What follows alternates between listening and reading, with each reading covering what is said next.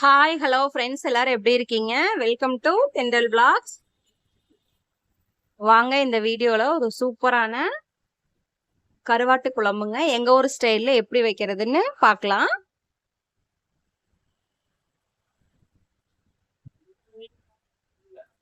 சின்ன வெங்காயம் ஒரு 1/2 கிலோ உரிச்சு வச்சுக்கோங்க.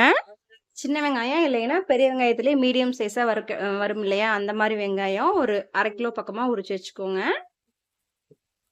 என்னடா எல்லாத்துக்கும் இதே இதே மசாலா ரெசிபி சொல்றேன்னு நினைக்காதீங்க. எங்க ஊர்ல ஒரு சில குழம்புக்கு வந்து இதே மசாலா தான் நாங்க யூஸ் பண்ணுவோம், ஈரோடு கோயம்புத்தூர் சைட்லலாம்.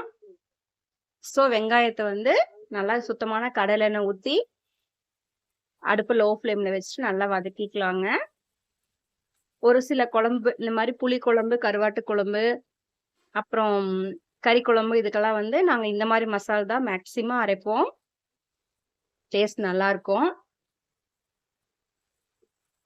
எண்ணெய் ஊற்றியாச்சுங்க. ஒரு 10 பல் பூண்டு சேர்த்துக்கோங்க. ஒரு 4 துண்டு இஞ்சி தோல் எடுத்துட்டு சேர்த்திடுங்க. நல்லா வதக்கி விட்டுருங்க. அடுப்பு லோ ஃப்ளேம்லேயே இருக்கட்டும். கருவாட்டு குழம்புக்கு புளி ஊற்றுவோம் அப்படிங்கிறனால தக்காளி 1 மட்டும் போட்டால் போதும். கருவேப்பிலை ஒரு கைப்பிடி சேர்த்திடுங்க. நல்லா வாஷ் பண்ணிட்டு அடுப்பு லோ ஃப்ளேம்லேயே இருக்கட்டும். ஒரே ஒரு தக்காளி 4ஆக கட் பண்ணி சேர்த்து நல்லா வதக்கிடலாங்க. நல்லா கண்ணாடி பதத்துக்கு வதங்கணும்.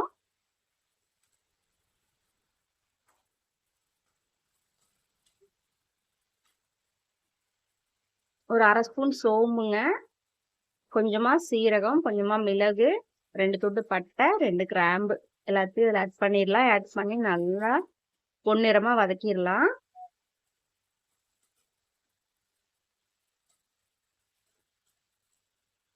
இந்த குழம்பு மிளகாத்தூளுங்க வீட்டில் அரைச்சது ஒரு 3 டீஸ்பூன் எடுத்து வச்சிருக்கிறேன். தக்காளி நல்லா மசிஞ்சு வெங்காயம் நல்லா வதங்கிடுச்சு பாருங்க.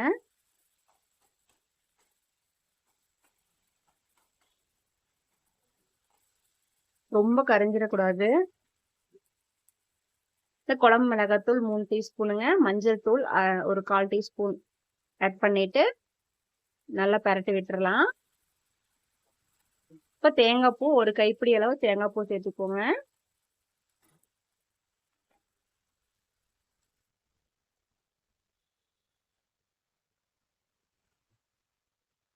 இது ஆறட்டுங்க. அவ்வளோதான். அடுப்பு ஆஃப் பண்ணிட்டு ஒரு உரமா வச்சிடலாம். ஆறுனதுக்கப்புறம் அரைச்சி எடுத்துட்டு வந்துடலாம்.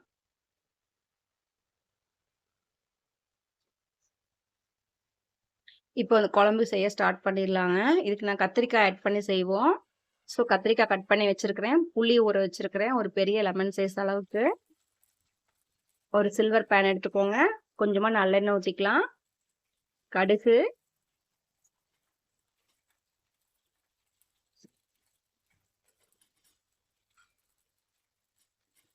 கடுகு நல்லா பொரியணும்.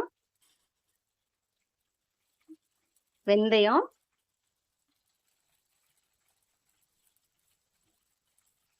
ஒரு 2 வரமிளகாய்ங்க, கொஞ்சமா கருவேப்பிலை சேர்த்து தாளிச்சு விட்டுருங்க.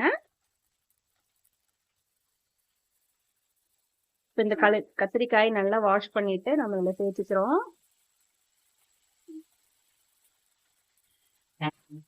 ஒரு வதக்கி விட்டு மூடி வச்சிருங்க. கத்திரிக்காய் அந்த எண்ணெயிலே நல்லா வதங்கிட்டு இருக்கும். நம்ம அதுக்குள்ள இந்த மசாலா அரைச்சி எடுத்து வந்துடலாம்.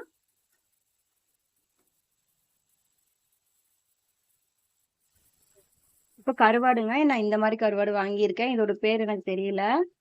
இதோட தலைப்பகுதியெல்லாம் எடுத்துடணும். எடுத்துட்டு மிதமான சூட்டில் இருக்கிற தண்ணியில் ஒரு பிஞ்ச் மஞ்சள் தூள் போட்டுருங்க. போட்டுட்டு இதை நல்லா வாஷ் பண்ணிக்கலாம். அழுக்கு மண் நிறையா இருக்கும். ஃபர்ஸ்ட் ஒரு டைம் சாதாரணமாக தண்ணியில் வாஷ் பண்ணிவிட்டு அடுத்து இந்த ஹாட் வாட்டரு இல்லை போட்டு நல்லா வாஷ் பண்ணிக்கோங்க. அதில் பெரிய முள்ளாக சென்டரில் ஒரு முள் இருக்கும், அதை எடுத்துருங்க.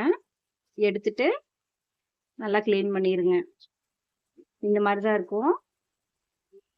இந்த முள்ளெல்லாம் எடுத்துட்டு பாருங்க. குட்டி குட்டி முள்ளெல்லாம் எடுக்க முடியாது. இந்த சென்டரில் இருக்கிற பெரிய முள்ளை மட்டும் எடுத்துட்டு நல்லா சுத்தமாக வாஷ் பண்ணி எடுத்து வச்சாச்சு. இந்த மசாலா அரைச்சிட்டு வந்துடலாங்க. கத்திரிக்காய் ஓரளவு வதங்கிருச்சு. இந்த அரைச்சி மசாலாவை ஆட் பண்ணிக்கலாம். குழம்புக்கு தேவையான தண்ணி ஊற்றிக்கலாம்.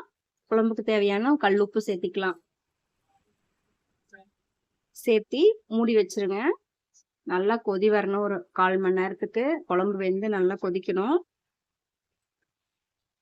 அதுக்கப்புறமா கரைச்சி வச்ச புளி கரைசல் கொஞ்சம் ஊத்திக்கலாம்.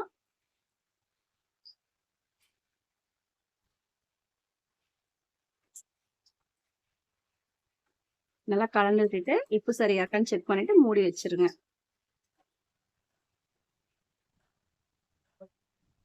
கருவாடு பாத்தீங்கன்னா இந்த அளவுக்கு நான் நல்லா வாஷ் பண்ணிட்டேன். அந்த முள்ளு எல்லாம் எடுத்தாச்சு. சுத்தமா வாஷ் பண்ணிட்டேன்.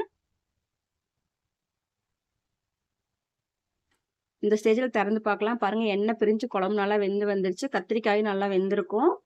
இப்போ நம்ம கருவாடை ஃபைனலா தான் ஆட் பண்ண போறோம். உப்பு கொஞ்சம் கம்மியாவே போடுங்க கருவாட்டு குழம்புக்கு. ஏன்னா கருவாடுல அவங்க உப்பு சேர்த்திருப்பாங்க. கசந்து போயிரும். கருவாடை போட்டாச்சு. போட்டுட்டு ஒரு 5 நிமிஷம் தாங்க. கருவாடு நல்லா வெந்துரும். மூடி வச்சிருங்க. இதுக்கு நீங்க வேற எந்த மசாலாவுமே ஆட் பண்ண தேவையில்ல. கருவாடு பாரு வெந்துருச்சுங்க. நல்லா கொதி வந்துருச்சு. குழம்பு ரெடி ஆயிருச்சு நம்மளுக்கு. மல்லித்தலை தூவி இறக்கிற வேண்டியதுதான். ஒரு சூப்பரான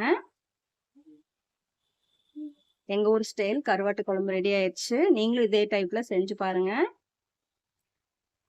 வெங்காயம் மட்டும் வந்து இன்ஸ்டன்டா குட்டி வெங்காயம் சேர்த்து செஞ்சு பாருங்க.